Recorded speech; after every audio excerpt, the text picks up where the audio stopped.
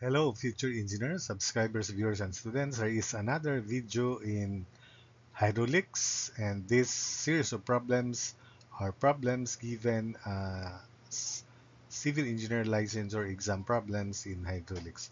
I hope that through this video, your preparations in your board exams will be that intense and rigid, and I hope that you will or you can increase your knowledge, your skills in hydraulics. So here is the first problem. A 600 millimeter by 300 millimeter diameter reducer connects two pipes. The velocity at the exit end of the reducer is 5 meters per second and the pressure is 410 kilopascals. Neglecting secondary losses or minor losses, find the resultant axial thrust of the water on the reducer. So to help analyze the situation, let's have the figure. This is the figure. We have here the reducer, the bigger pipe, 600 mm diameter, smaller pipe, 300 mm diameter. So these pipes are closed, so that's why we have the force at the bigger section F1 and force at smaller section F2. The force is pressure times area. And this is the resultant axial thrust that will hold the reducer in equilibrium. So summation forces horizontal or X equals Q rho quantity V2X minus V1X. Remember this equation. You look at the playlist in hydraulics, and I derived this in hydrodynamics for your guide. So particularly F1 minus F2 minus R equals Q times density quantity V2X minus V1X. So to be consistent with the units, take note that the left side, if the pressure is in kilopascals, area in square meters, the left side would be in kilonewtons. The right side would be in newtons. So we divide this further by 1000, the right side. So to solve for F1, we need the pressure at 1 by writing energy equation between points 1 and 2, neglecting losses as stated here. And this is the top view, so elevation of points 1 and 2 would be 0 to select the datum through those points. So velocity head 1 plus velocity head at plus pressure head at 1 equals velocity head at 2 plus pressure head at 2, neglecting losses, and Z1 equals Z2 equals 0. So V1 by continuity equation, pi over 4 600 mm square times V1 equals pi over 4 300 mm square times V2. So we cancel pi over 4. So it reduces to continuity equation 600 square times V1 equals 300 square times V2, which is 5. So solving for V1 is 1.25 meters per second. So substitute into this equation to solve for P1. So 1.25 square over 19.62 plus P1 over 9.81 equals velocity head 2, 5 square over 19.62 plus pressure 410 over 9.81. Solving for P1 equals 421.72 kilopascals. So F1 is pressure 1 times area 1. Area 1 is pi radius square, pi times zero point 0.3 square. So F1 is 421.72 times pi zero point 0.3 square, and that's 119.24 kilonewtons.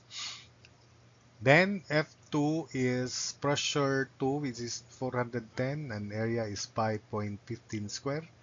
So F2 is equal to 28.98 kilonewtons. Discharge is area 2 pi 0.15 square times V2, which is 5. And the discharge is equal to 0.3534 cubic meters per second. So substitute into this equation. Don't forget to divide the right side by 1000 to be consistent. So 119.24 minus 28.98 minus R equals 0.3534, 1000, 5 minus 1.25 over 1000. V2 is 5, V2x, V2, V1x, V1 over 1000. Solving for R is equal to 88.93 kilonewtons. For problem 2, a spillway 2 meters deep goes over a dam 40 meters high. If the coefficient of the weir 1.705, so formula for discharge in a, of course, rectangular weir, which is broad crested, is 1.705, length, which is 1 meter, we consider 1 meter wide, then head to the three hubs. So let's draw the figure first. Uh, Between the upstream depth of this dam to section 1, we ignore losses. So the energy at section 1 therefore is equal to 40 plus 2, 42. And that is equal to V1 square over 2G plus V1. And we're looking for V2. So energy 1 is 42, velocity head plus depth.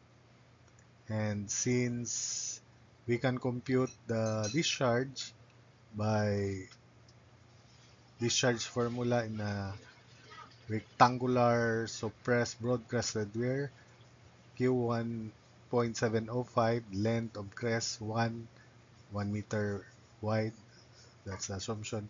The head is 2, this head here, to the three hubs, so small q is 4.822 cubic meters per second per meter width of channel. So from there, we can now compute V1, which is Q equals V1 depth 1. We can compute depth 1. So 4.822 equals depth 1 V1. So that means uh, V1 is 4.822 over depth 1. So 4.822 over depth 1 quantity square, V1 square over 2G plus depth 1 equals 42 into that equation there. So depth 1 using your calculator is 0.1683 meter. So to solve for depth 2, we have hydraulic jump formula for rectangular channels given by small q square over g equals depth 1 depth 2 over 2 quantity depth 1 plus depth 2. Remember the derivation also. You can see the derivation also in my hydraulics playlist. So using the calculator, although you can simplify this by quadratic equation, let's just use the high-tech calculator, it is allowed. So depth 2 is 5.224 meters and depth discharge 4.822 equals depth 2 V2. So we can compute V2. So 4.822 divided by depth 2, that's V sub 2. So solving for V2, the mean velocity of flow after the jump, it is equal to 0.9230 meters per second. So problem 3, a rectangular timber flume 2 meters wide discharges water at the rate of 1.2 cubic meters per second. So determine the critical depth in meters. So critical depth for rectangular channel, cube root of small q square over g, where small q is capital Q, 1.2 cubic meters per second divided by the base width of the rectangular channel 2. So 1.2 over 2 is 0.6 cubic meter per second per meter. Substitute cube root of 0.6 square over 9.81 in meters, that's 0.3323 meters. Then fourth, what is the other term for a seepage line in a dam? We call it phreatic line or saturation line, or line of saturation. Then what is the equation of state of gases for isentropic conditions? What is the isentropic exponent for diatomic gases? So it is well defined in my hydraulics, fluid mechanics and hydraulics playlist, and the equation of state for isentropic conditions is absolute pressure, specific volume raised to k is constant, and isentropic exponent k for diatomic gases is 1.4.